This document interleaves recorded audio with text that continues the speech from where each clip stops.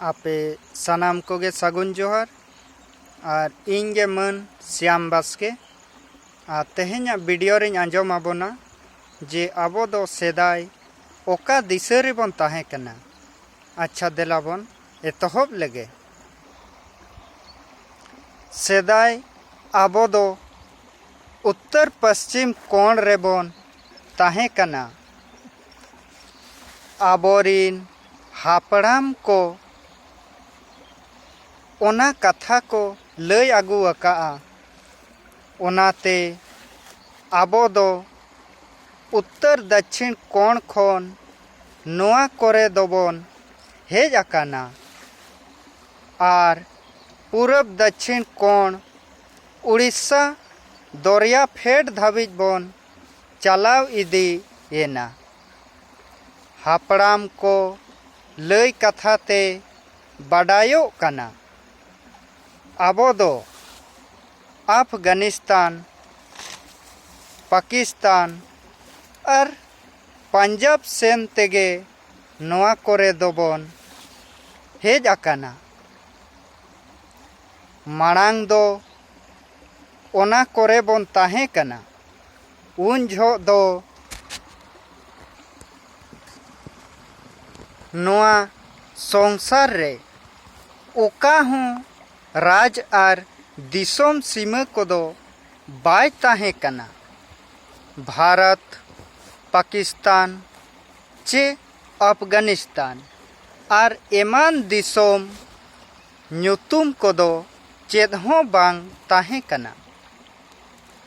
नोआ दो उना दिन रेनांग कथा को कना। एन खान ओना दिसोम कोरे चायगाड़, चंपागाड़, चिरुगाड़, दुग्ध राहेड़ आर पावड़ा पचेद एमान अतु कोदो ताबोन ताहे कना। एन खान ओना कोरे ताबोन चिरु नई आर बाहा नई दो ताहे कना। जहाँ जे नित प्रशांत महासागर को मेता कना। ओना ठेन गे आबो दो ओगम दरिया दाग रे जांग बाहा दोबन तुपुयेत ताहेना। ओनाते ओना दोबन ᱧᱩᱛᱩᱢ लाआ चिरु नई आर बाहा नई दो। बाहा नई रे दो जांग बाहा बन तुपुयेत ताहेना आर चिरुनाथ रे दो चिरु नई रे दो गिदरे को हुई लेन खान सुनुम सेपेñ कतेद उमु बन चला कान ताहेना आर छुआत बन शुद्धोयेत ताहेना। ओना अतु दिसोम आर जायगा कोदो नित दोको मालोट चाबा केत ताबोना। ओनाते ओना जायगा कोदो नित दो बाबन उरुम दाड़ेया कना। मेनखान मित बार जायगा रे नित हों आबोआ चिन्ह दो मेनाआ आर नेतार हों आबोते ᱧᱩᱛᱩᱢ को मेनाआ। ओनाते ओना ᱧᱩᱛᱩᱢ ते बाडायो कना। ओना कोरेगे ओना अतु दिसोम जायगा आर गाढ़ कोदो ताबोन ताहे कना। नित जहाँ पाकिस्तान रे मेनाआ सिंध प्रांत ओना दो आबोआ सिंध दिसोम ताहे कना। ओना सिंध दिसोम गे को सिंध प्रांत केआ आर ओना पाकिस्तान रेगे मेनाआ रोपड़ जिला।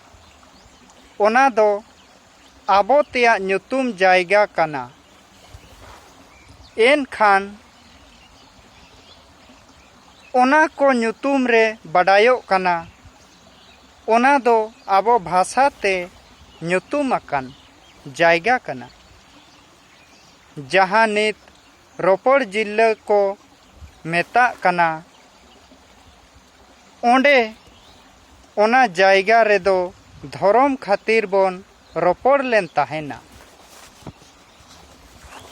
ᱚᱱᱟᱛᱮ ᱚᱱᱟ ᱡᱟᱭᱜᱟ ᱫᱚ ᱟᱵᱚᱛᱮ ᱧᱩᱛᱩᱢ ᱞᱮᱱᱟ ᱨᱚᱯᱚᱲ ᱡᱟᱭᱜᱟ।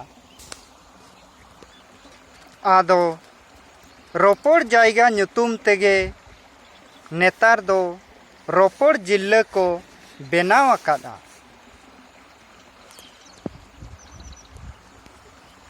ᱥᱮᱫᱟᱭ ᱚᱱᱟ ᱡᱟᱭᱜᱟ ᱠᱚᱨᱮ ᱜᱮ ᱟᱵᱚᱣᱟᱜ ᱡᱟᱹᱛᱤ ᱫᱷᱚᱨᱚᱢ ᱥᱟᱶᱛᱟ ᱨᱤᱱ ᱦᱚᱲ ᱜᱮᱵᱚᱱ ᱟᱵᱚ ᱠᱷᱚᱱ ᱠᱚ ᱟᱞᱟᱜᱮᱱᱟ। ᱟᱨ ᱟᱞᱟᱜ ᱠᱟᱛᱮ ᱥᱤᱧ ᱫᱤᱥᱚᱢ ᱧᱩᱛᱩᱢ te Hindu धर्म को बेनाव किया। सिंह दिसोम दको सिंधु किया और सिंधु कते धर्म दको हिंदू किया। ओनाते हिंदू धर्म हर दो आबो खन गेको अलग अकानते आबो लेका गेको बोंगा बुरुया। आबो लेकागे चांदो रकाब सेन सामांग कते को बोंगा बुरुया और आबो लेकागे सिंदूर को टिडगा। आबो लेकागे धीरी रे दारे रे और बुरु कोरे को बोंगा बुरुया। मेन खान नेतार दो आको दो मंदिर ओड़ा बेनाव कते को बोंगाएया और आबो खन बोंगा बुरु हों भेगार लेकाते को बोंगा बुरुएया। सेदाय दो आबो लेकागे पाहुड़ को बोंगाए को ताहेना। मेन खान नेतार दो ओना प्रचलन दो को बागी इदी किया। मेन खान जहाँ कोरे दो नित हों आबो लेकागे मेरोम भिडी सीम सुक्री गेडे और काडा कोहों को बोंगायेत कुआ। एन खान नोआ मा ठीक कना उनको दो आबोआ जाति धर्म रिन अंशो बंशो हर कान गिया को। ओनाते आबोआ बोंगा बुरु और धर्म साव मेसा कना। नेतार दो आको दो पाहुड़ बोंगा दो को बागी इदी किया। दारे रेनांग जो बहा और मिठाई कोगे को बोंगाएदा। ओनाते उनको दो आबो खन दो अडी को सांगिन इदीना और बोंगा बुरु धर्म कामी हो अडी तोफात काना। बोंगा बुरु को अलग के इदी कते उनको दो अलग हिस्सा बोन मनावेत कुआ। मेन खान आको दो नित हों आबोरेन हिस्सा गेको उइहरो कना और बेस लिका को बडाया जे आले दो आदिवासी वंशज हिस्सा होड़ कान गियाले। ओनाते आबोरेन बोंगा बुरु जहाँ रे अडी सत्य को में ताहेना। एन खान आको हों ओंडे गे को बोंगा बुरुया और ओना बोंगा ठाव को आमेटा एनखान आबोरिन धार्मिक हिस्सा होड़ कान तेगे तो आबोरिन बोंगा बुरु को मानावेत कोआ और आबो लेकागे पाहुड़ को बोंगायेत कोआ।